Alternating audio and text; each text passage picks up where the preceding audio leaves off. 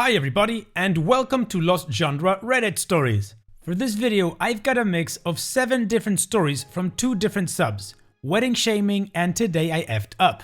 And if you'd like me to keep reading from these subreddits, just let me know in the comment section. If you want to get to the stories, just use the timestamps below the video. Now, before we get started with the video, I'd like to give a big thank you to everyone who supports me either as a channel member or as a Twitch subscriber. And if this is the first time watching one of my videos and you like it, then consider subscribing to the channel and joining us on Discord. All the relevant links are in the description below. Now let's get started with today's stories. This post is from the subreddit Wedding Shaming and it's from user Miziri. Bad attitude bride gets a healthy dose of unplanned karma. Years ago, my wife's friend was planning her wedding and asked my wife to be a bridesmaid. My wife agreed. The wedding was postponed because he got injured at work. Side note, he was a fireman and fell through a floor carrying a baby to safety. He broke both legs and multiple ribs. They put him in a medically induced coma because it was too painful to breathe as his ribs healed. The baby didn't have a scratch. During the postponement, my wife got pregnant. They planned the bachelorette party and my wife told her, "I'm due right around that time, so I might not be able to make it." The bride said it was fine. Then she decided she wanted a crazy F Vegas bachelorette party.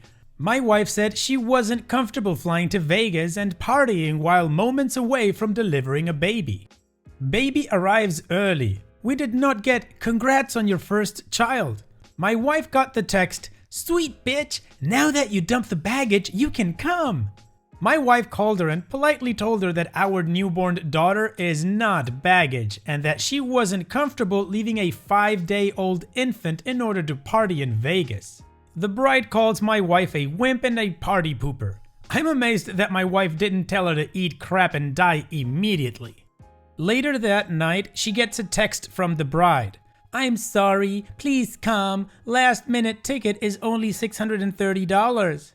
Only? They were $120 a month and a half ago. We have a new baby. It's not about the ticket, it's about not leaving an infant." My wife again says she can't leave. Bride calls her a selfish bitch and says, "I knew you didn't care about me." Then it gets horrifying bad and then absolutely wonderful. My wife just ignores her. My wife gets a text from the maid of honor, bride's sister. Sister says something like, "I know you can't make it, but there's no need to try to spoil her bachelorette party and make her feel bad." My wife calls her up immediately and explains that the bride is being a bitch. My wife says she simply wants to stay with her newborn, less than a week old, infant. The sister says that the bride has been talking crap, saying my wife was trying to get the other bridesmaids to back out and have a party closer. Claimed my wife was name calling. My wife told her, "Even if you had the party on my front lawn, I wouldn't come. I'm not leaving my baby for strippers and booze and BS." Here's where it gets hazy. We think the sister told the other bridesmaids something along the lines of, "Bride is picky and just go along with her insanity till the wedding." OP's wife is talking smack. The bridesmaids started texting and calling my wife to gossip and get the scoop. My wife just keeps saying, "I don't want to leave my baby. That's all I said." Well, I guess they started talking amongst themselves and found out that a couple of bridesmaids were guilted into the trip even though they couldn't afford it, and the bride made comments about them being cheap. The night they're supposed to fly out to Vegas, our doorbell rang. 6 bridesmaids showed up with diapers, baby clothes, and home-cooked meals for us. We didn't even know 2 of the bridesmaids. They ditched the bride because the bride talked crap about them too. Basically, she kept telling her sister and her cousin that all the bridesmaids were buzzkill bitches. So the sister kept saying, "You gotta perk up and not be such party poopers." They just decided that they weren't going to spend 4 to 5 days with this bitchy bride pretending to enjoy themselves and do stuff they hated just to have her criticize them even more later. In the end, just the bride, her sister, and her cousin went to Vegas. My wife and I were uninvited from the wedding along with 2 of the bridesmaids. That was fine by us. Since my wife was pregnant, she hadn't bought her bridesmaid's dress and we were planning to give them $500 as a wedding gift. So I just saved a crap ton of money. Bride ended up cheating on the fireman and walking out on him 5 years later when he got hurt again because I don't want to deal with all that physical therapy and rehab BS again. Fireman is a great guy and doing wonderfully with his new wife, twin boys and twin girls now. And now we're close friends with the two bridesmaids, who were unknown back then. Seems like everything worked out for everyone but the bride. Karma's a bitch, and I'd add so was the bride. OP's edit. 4 of the 6 who showed up were sorority sisters with my wife and the bride. The other 2 were co-workers who were just pissed that the bride was talking crap about them after all the help they gave her. And yes, I took some liberty with the direct quotes and paraphrased or even mushed them all over just to get them to make the story flow based on this memory. This also happened just shy of 14 years ago. Wow, that Bridezilla sounds like a really crappy person. And not just for the comment of calling a newborn baby baggage and that OP should just drop her and go party with them, but also because she left her husband after getting hurt because she couldn't handle the physical therapy. I am impressed, not in a good way. She sucks big time. But also, good on those bridesmaids for ditching that witch and going to support OP, with food and baby clothes and all that stuff. I'm sure they had fun. What do you guys think? Have you ever met a Bridezilla like this one? Let me know in the comment section, and in the meantime, let's continue with the next post. This one's from the subreddit Today I Effed Up from the user Round Frame. Today I effed up by whispering sweet nothings into my wife's ear. So, my partner is Persian, and as such, I have been slowly learning Farsi to talk to her in her native tongue. Well, tonight we were starting to get down to some snuggling, and as I was caressing her, I figured it was time for some sexy talk, and I started with a few sweet sayings. Now, usually I opt for English, and since she didn't know I had started learning Farsi, I wanted to surprise her tonight by seducing her in her tongue, as it were. I started off with the classics, Doust daram, I love you, and Attaché de l'âme, fire of my heart, which she was surprised by and seemed really excited by. Then, disaster happened when I stumbled into a mistake or two by whispering in my most velvety voice, Anam, which according to my wife means my poo. I think she pulled a muscle by laughing so much. She hasn't stopped laughing yet, and I don't know when she'll stop. OP's edit. Typos, and the word I was going for was Junam, missed by a mile. But I now have a new favorite, which is Jigareto Bokoram, which translates to I will eat your liver, but is actually more similar to I love you. Well, on this one I have nothing to say actually, but just laugh a little bit. I mean, poor OP, he thought he was being all romantic and it came out to be my poop, which was just super funny. So I totally get the wife laughing a lot. Anyways, let's move on to the next post. This one's from the subreddit Today I Effed Up, and it's from user A Dangerous Bean. Today I effed up and poisoned my husband and myself. This did indeed happen today, and I'm still suffering the consequences. I'm just going to start out by saying that I'm a pretty fantastic cook. I've always loved cooking. It's one of the things that has gotten me through the past year, experimenting with different cuisines and new techniques. I'll make something new and delicious, and my husband and I pretend we are in a fancy restaurant. He picks background music themed to the dishes I've made. It's pretty adorable, and we basically live for food right now.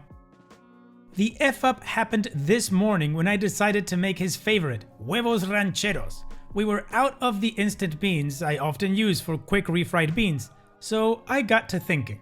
I was recently researching making my own backpacking food, and remember seeing a recipe where you mill the beans into your bean flour to make a very quick version of refried beans.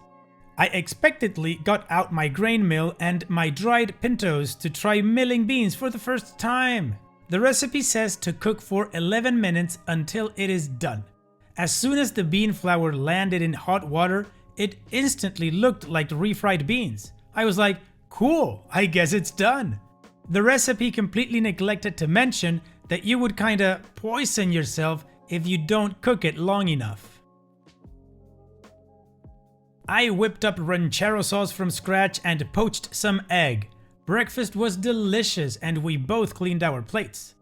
After a few hours, my stomach felt a bit off and my mind flipped a switch. I remembered you can get sick from undercooked kidney beans. Oh crap. I started googling undercooked kidney beans and, to my horror, realized I had most likely poisoned my husband and myself with lectin, a toxin in undercooked beans. He woke up from a nap and mentioned he felt a little nauseous. I came clean and told him I might have actually poisoned him accidentally. Hehehe. He took the news remarkably well, but things went downhill for him pretty quickly. He spent the rest of the day hugging the porcelain throne.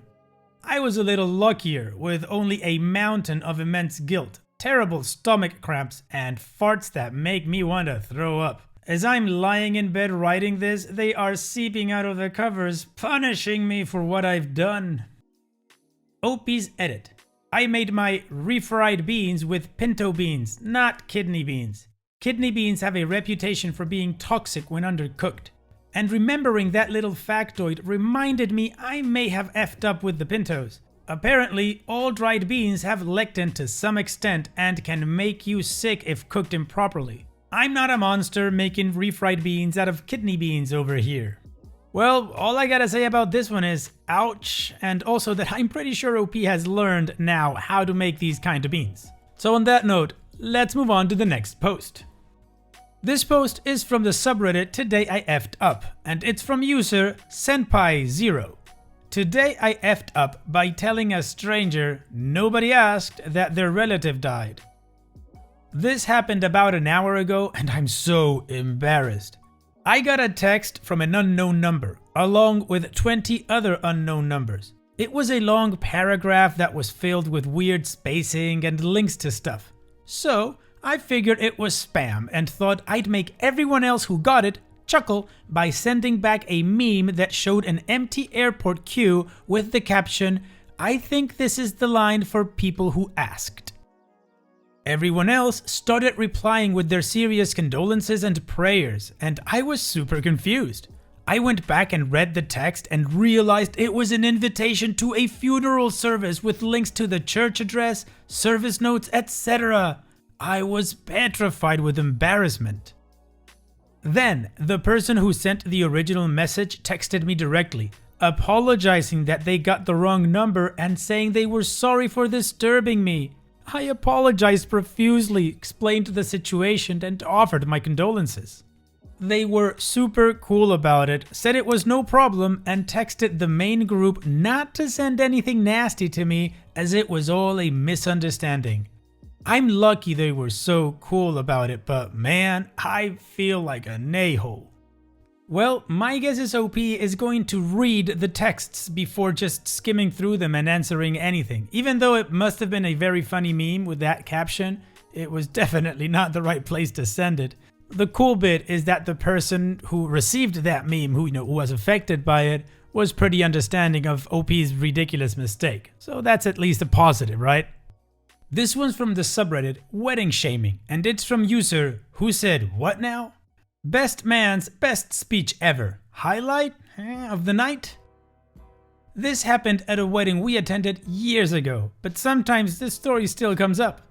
Beautiful wedding at an exclusive golf course where the bride's father is on the board. Everything is tasteful and well planned. You can just tell they spent a fortune on this event. The bride is stunning in a full ball gown. Ceremony to start at 4 p.m. Unfortunately, some key members of the bride's family have gotten stuck in traffic on their way to the venue, so the ceremony has to be delayed. Not a huge deal. They bring out more hors d'oeuvres and open the bar. The groom and his party retreat to the parking lot for a smoke, and eventually the ceremony begins around 5:15 p.m. Enchanting. Since the whole schedule is out of whack now, they decided to have the speeches before dinner. Perfect. We were about to find out what exactly the boys were smoking in the parking lot. As it turns out, The groomsmen all had flasks and other consumables with them while they were left to their own devices for an hour. The best man, high as a kite, stumbles up to the podium and gives roughly this speech. "Wow, bride, you look super hot tonight. Groom is gonna get some. Yeah, bro." Well, anyway, you know how when you just know two people are always gonna be together? But with you guys, I was always like, yeah, I don't know. So this one time, we all went to the carnival, and this continues for a good 15 minutes in front of very wealthy and proper relatives.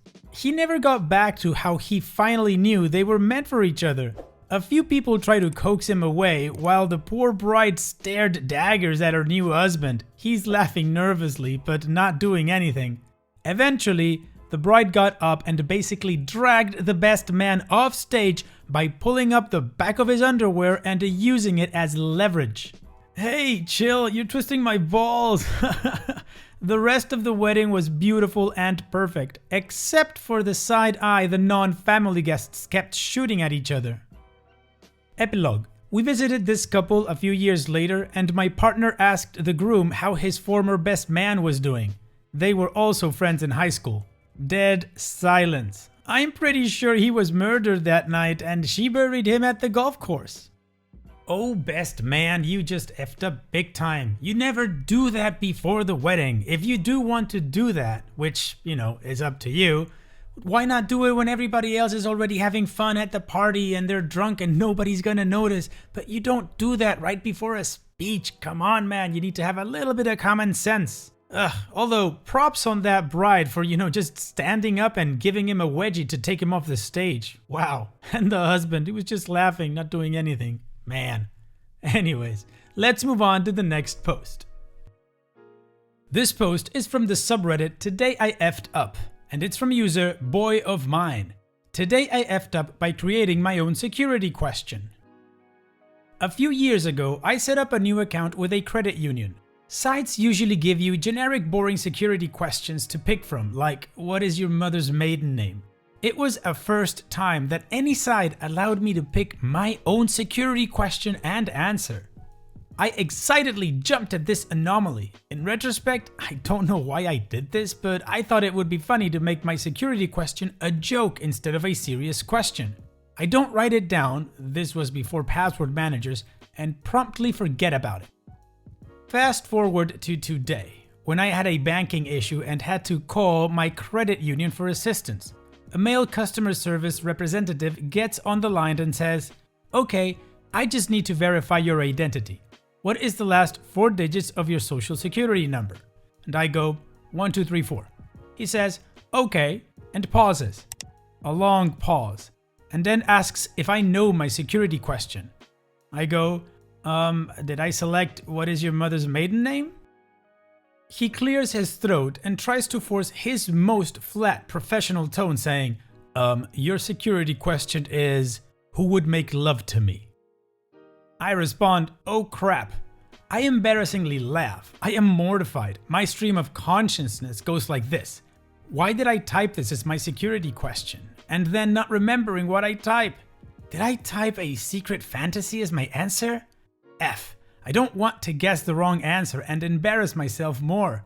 What is this guy staring at on his screen? I searched my memory, hoping to move past this moment as quickly as possible. Maybe it was a girl I was interested in at the time, or a celebrity I had a crush on, but nothing sticks out in my memory. So I go, oh man, why did I put this as my security question? Nervous laughter. I guess I never thought I'd have to say it over the phone. Is there another way we can verify my identity? And he goes, yeah, I can ask you other questions. We go through the whole process, he helps me with my original issue, and then he tells me, you can either keep your old security question or create a new one. Which would you like? It's killing me not knowing how horrible or weird my security answer was, so I ask him, wait, so you can tell me what my old security answer was? Yes, he says. And I go, what was it? And he replies, no one, in all lowercase. Well, after that shock of reality for OP, maybe he learned to make a little bit more serious security questions like, what's your mother's maiden name? I don't know. I would think so. Poor OP. Anyways, let's continue to the next post. This one's from the subreddit Today I Effed Up, and it's from the user Logatronics. Today I effed up by drinking coffee my wife made and transcending to become a beam of pure light and energy. My wife is a very smart woman, but does some derpy things on occasion, or daily. I still love her though, and I'm just as bad. A few weeks ago, my wife made some morning coffee in our big coffee pot for me since she's been trying to drink more tea. I slowly got out of bed, poured myself a cup with a bunch of chocolate milk, and proceeded to gag at the first slurp of that black sludge. I thought it was me, so tried to drink more of it, but ended up adding a ton more chocolate milk to make it palatable. I instantly start to sweat, get anxious, etc. So proceeded to eat breakfast thinking my empty stomach is the problem. I drink a little more coffee before deciding that something is wrong. I shouldn't feel this anxious and sick to my stomach already with a few sips of coffee, and it shouldn't be this thick and sludge-like. I don't feel good and I'm sweating profusely. I next go to the coffee pot to see what she did. I lifted the lid up and to my surprise, there was just an empty coffee filter. What the F? Where are the coffee grounds? I look around trying to figure out what the hell happened to the coffee grounds before I realize my wife didn't use the normal coffee. She literally filled the filter full of instant coffee grounds that were sitting on the shelf for camping and turned it on. There is a reason I mostly cook. Oh man, Opie must have been shaking for hours and his poor heartbeat must have been like a jackhammer or something. Wow. He must have been running around with so much energy. I mean, with his heart in his throat, of course, but cold sweating and clammy and all that. Must not have been so nice, but he probably did get a lot of stuff done, right? And it's that time that we've reached the end of the video. I hope you enjoyed today's stories. I certainly did reading them to you. So if you did, then go ahead and give the video a like, and don't forget to subscribe to the channel and become a member of our Discord community that just keeps growing and it is fantastic. The links are in the video description below, along with other links like my Twitch, where I also live stream Reddit stories live every Monday through Friday. And finally, I'd like to thank you all for taking the time to watch this video. It really does mean a lot to me that you guys enjoy this content, so thank you once again. And having said all that, I will see you guys in the next video.